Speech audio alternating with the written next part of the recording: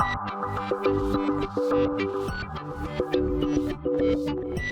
welcome to my PlayHouse Mobile Edition.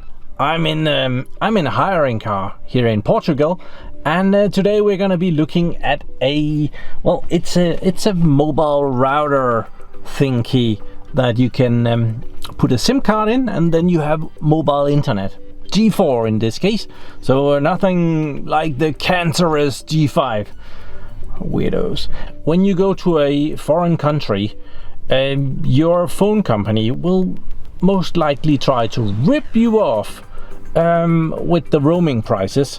Roaming is like when you are not able to connect to your own mobile company. They will have to work together with some other company in that country, and they negotiate the prices, and they're not very often very good. I have a phone here, and it's my work phone, and my work don't like paying extra for this. They made a very good deal with the company in Denmark that we use for our phone, but as soon as I go outside of Denmark, it costs an arm and a leg. Now I'm actually still in the EU, so it's a little bit better than if I go outside of the EU, because the European countries they have made rules of how much it must cost, so that we don't get ripped off, which is kind of awesome. So I can actually call from my phone, and I can send SMSs, and it's the same price. If I start using mobile data, that's when they rip me off, or my company, and then I get a complaint that I've been using money outside of the country. Complicated, let's not go into that. So the first thing I did when I arrived in Portugal was, in the airport, I walked around the lobby and saw what I could get of a SIM card, and there was Vodafone there, and I was in there, and they wanted 150 euros for a 14-day plan to give me a SIM card. I was not ready to pay that. I thought that was rather expensive. So I thought, I'm gonna find a kiosk somewhere and I'm gonna purchase this cheaper. And from the airport, I was to take the metro to the train station, and I had only gotten one level down, and there was this booth with another mobile company, Luca Mobile, and they were selling this plan, don't see my face, where I get 20 gigabytes for 10 euros. That's 1/15 of the price of what Vodafone wanted. So I purchased that. The salesman was very nice and talked a little bit of English, which can be a problem down here. So yeah, I got one of these, and it came with a SIM card and stuff. So I put the SIM card in my phone, which meant that I had to take out the other SIM card, which is kind of a hassle. Oh, he was even nice enough to tell me if I punched in this code, it will tell me my telephone number, and if I punched in this code, it will tell me how much money I have back, or how much gigabytes is left on the card. So that was very nice, but very cheap compared to the 150 euro plan that Vodafone was trying to sell me. But my phone here, which is an Apple phone, it's in 10. It only has one slot for a SIM card, which is I kind of like my own phone number and SMSs and stuff. It's possible to turn off roaming here. You can see I've turned it off, and so that it does not roam, and that way I can use my phone with everything else than data.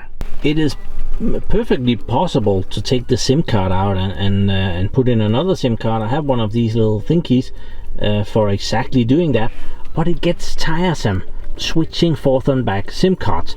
Everything that I do on my phone, like two-factor security and authorization, well, it SMSs my normal phone, and yeah, then I have to switch from one SIM card to another SIM card to use the two-factor.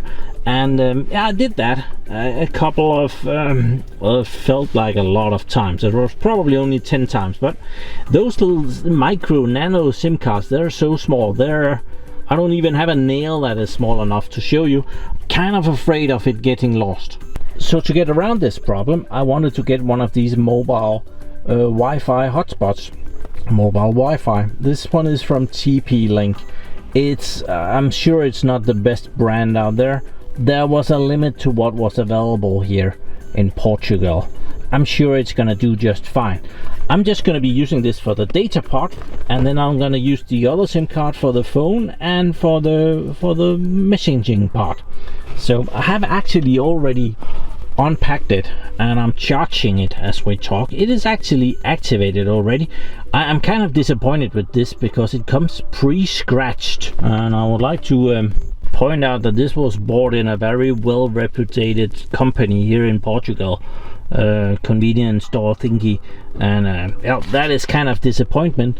It was in a locked case and everything, and when I unwrapped it, it was scratched. I think that's kind of, yeah, and it's not even plastic that you can take off. So they have clearly had this out of the package. I think this one is plastic that I can peel off, and it will be new inside. So let's have a look at this. So when you get the box, there should be plastic around it. I didn't get that, as I said. And inside the box there is a quick install guide, which is in English. And then there is another quick install guide, which is in multiple languages: Spain, Italy, Portugal, Sumi, Netherlands. Do we have Danish? Danish, oh, gotta love that. International company. But let's go for the English one. Quick installation guide, and there are some LED stuff. I am kind of curious because it says here what the LEDs are about, and it should be on for the internet. I have checked it, it is working, but the LED for the internet is not on, even though it's working. That's kind of weird. But it's very straightforward, and there is nice drawings. You take the back cover off, you put in the SIM card. On top of that, there's a battery.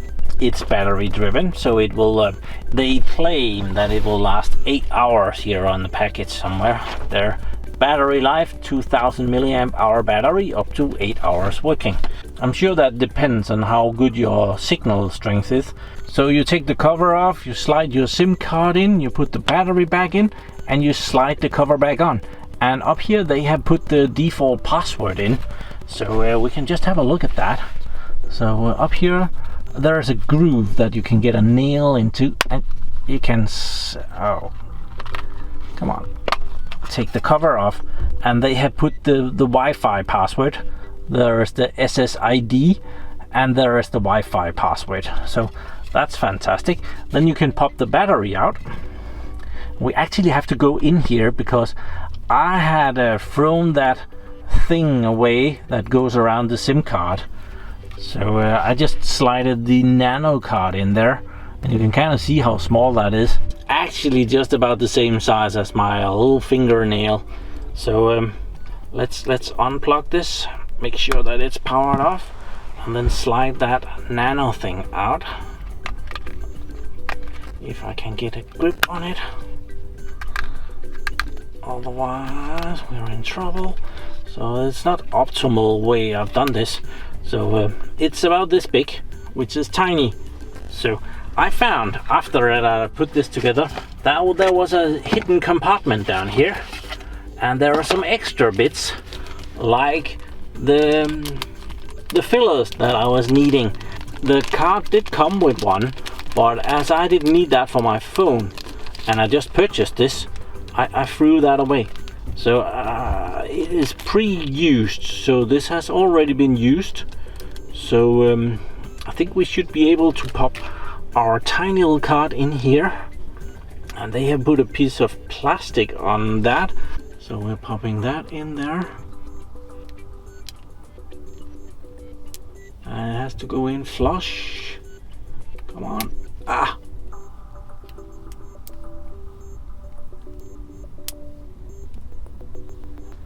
does it have to go in from the other way? Okay, I got it. So this is just a filler. There's just some tape, and now I should be able to slide it in here. But I had it working, so I guess it should be working again. There, awesome. And we can put the battery back in the right direction. The tabs are down there, so that's This looks like a very standard phone battery, old generation phone battery. No one uses batteries like that anymore. Well, there might be, and you might find the exception. Some weird phone. There, we put that in. I did mention the password, which is written up there. So we need that. And mine didn't have a charge on it, so I've been charging it from the car. So we'll just start the car to make sure that we get a good charge, and this car starts up, and it should be charging. Yeah, charging. There we are. So we need to connect to this from our phone. For example, our phone. To turn this device on, there's a power on button, and you press that for 5 seconds. 1, 2, 3, 4, 5. On. There. And do we get Wi-Fi?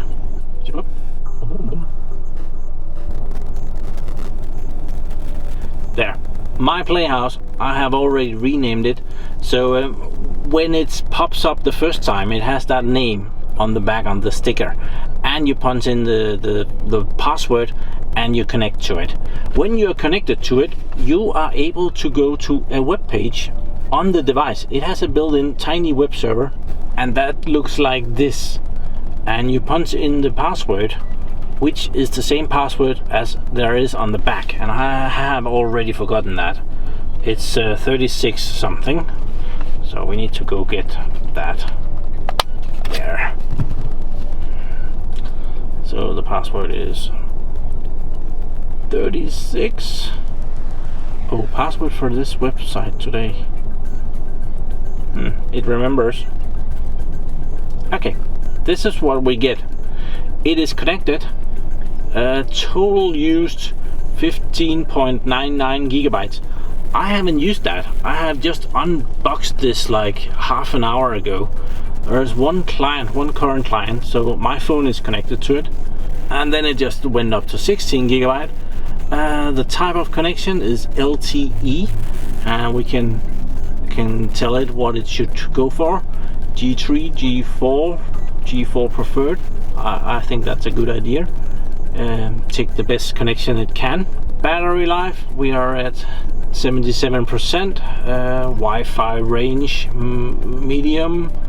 We can go both. Okay, that will affect the battery life. If it's a medium, high, or short, Wi-Fi uses a lot of power on a tiny battery like this.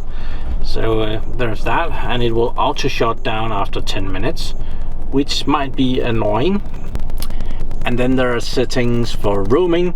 If you are actually in a foreign country, as to the country where you purchased the card, well, you can select which companies it should connect to, I guess.